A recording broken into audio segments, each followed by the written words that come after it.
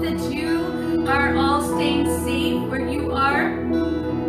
And if you have any prayer needs or concerns, please don't hesitate to message us this week, throughout the week, and let us know. We would love to hear them, and we would love to be able to pray for you.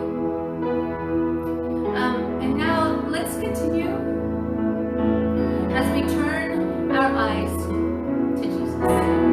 Oh soul, my soul, are you weary and troubled? No night so dark that eyes cannot see. There's light so bright as we look to our Savior. Life more abundant and free. Life more abundant and free. Turn your eyes upon Jesus. Look full in His wonderful face, and the things of earth will grow strangely dim in the light of His glory and grace. God, our God, you are with us in darkness. Your word, your light is leading us on. Our hearts can hear you, Heavenly Father, calling us all to your Son. Calling us all to your Son. Turn your eyes upon Jesus. Look full in His wonderful face, and the things of earth will grow strangely dim in the light of His glory and grace. Turn your eyes upon Jesus.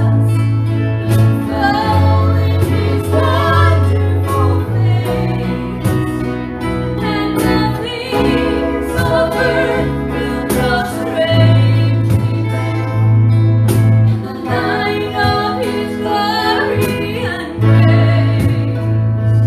In the light of His glory and grace.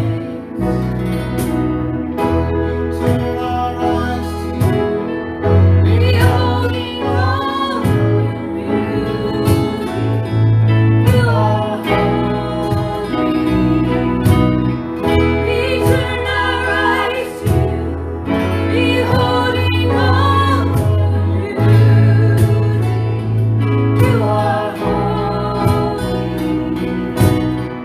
We turn our eyes to you, beholding all your beauty, you are holy. We turn our eyes to you, beholding all your beauty, you are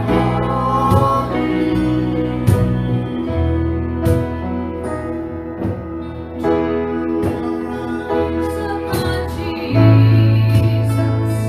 Look full in His wonderful face, and the things of earth will grow strangely dim in the light of His glory and grace.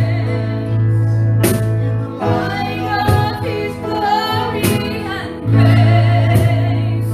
In the light of His glory and grace.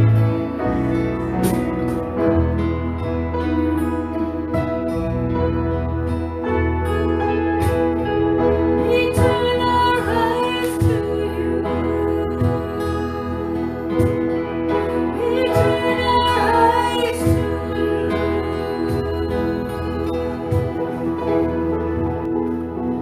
Psalm 119, 1 through 6. You're blessed when you stay on course, walking steadily on the road revealed by God. You're blessed when you follow His directions, doing your best to find Him. That's right, you don't go off on your own. You walk straight along the road He set. God, prescribed the right way to live. Now you expect us to live it. Oh, that my steps might be steady, keeping to the course you set. Then I'd never have any regrets in comparing my life with your counsel.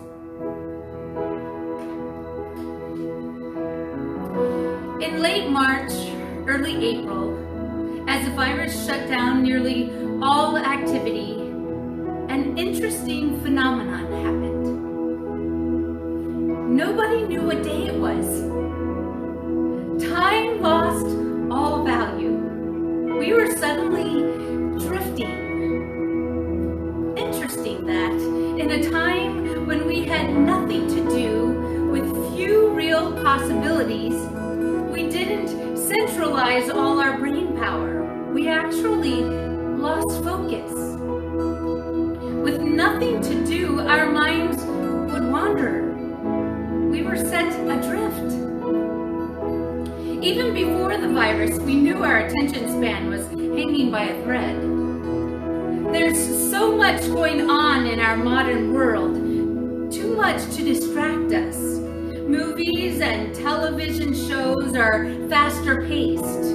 Commercials are louder and brighter. Some ads on YouTube or other apps last only 9 seconds. Know what has an attention span of 9 seconds? A goldfish. Actually, goldfish have longer attention spans than humans. Our average attention span in 2015 was 8.5 seconds, down from 12 seconds in 2000. Now, if we can't even focus our attention for longer than a little goldfish, how can we keep our eyes fixed on Jesus? If we can't stay engaged with life happening around us every day, why would we think we could connect with an invisible God? While it takes no effort on our part to become distracted, focus requires intention and determination. As we grow and let ourselves go, and as the world evolves quickly around us, our attention spans will not miraculously lengthen unaided. So now, while life has slowed for most of us, now is the time to retrain our focus. Many sites offer steps to stay focused on God. Most list step 1 as praying daily. Simple, yet effective. If we begin our day in conversation with God, we begin our day with a healthier mindset. Positive, honest dialogue with the Lord shapes our attitude for the rest of the day.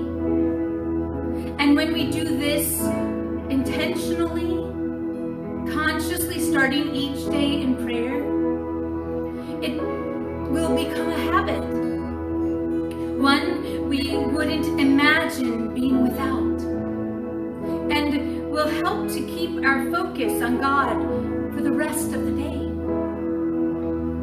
After that, we must continue with regular prayer. Constant communication with God reminds us to keep our eyes on the prize. Only with regular training can we develop good habits. And another important step, limit distractions.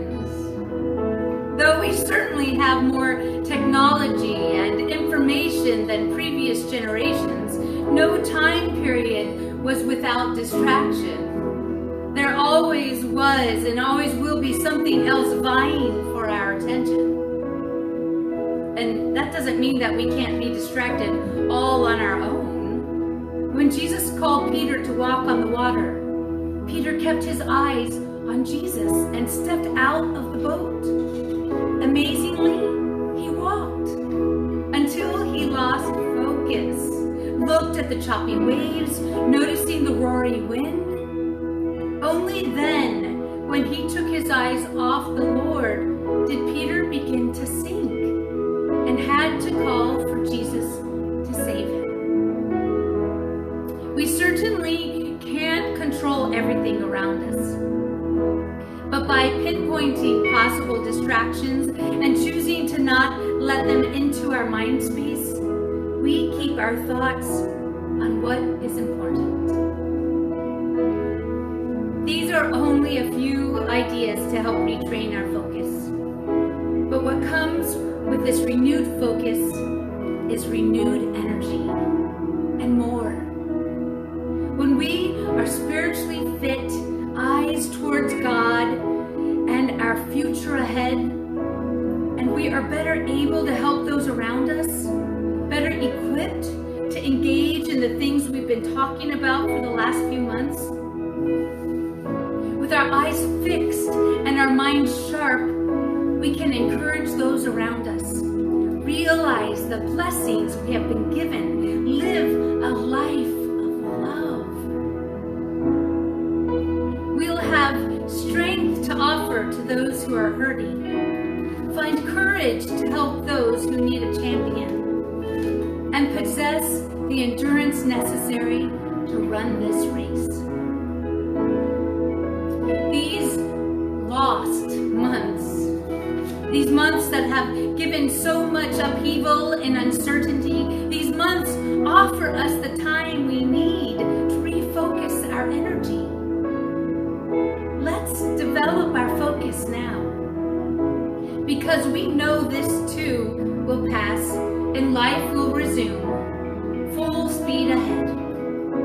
And then we'll certainly want to be ready to tackle everything with open hearts and eyes fixed.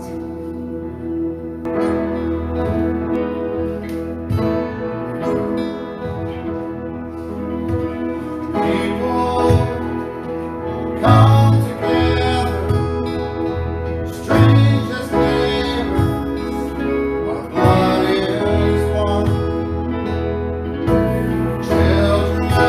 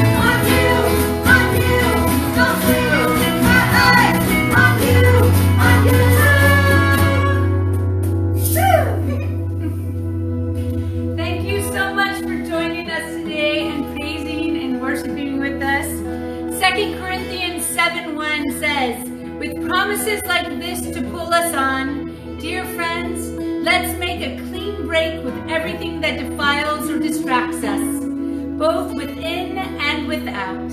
Let's make our entire lives fit and holy temples for the worship of God. Thank you once again for joining us, and I hope that you have a wonderful week and so full of blessings and love. And I hope to see you Wednesday and next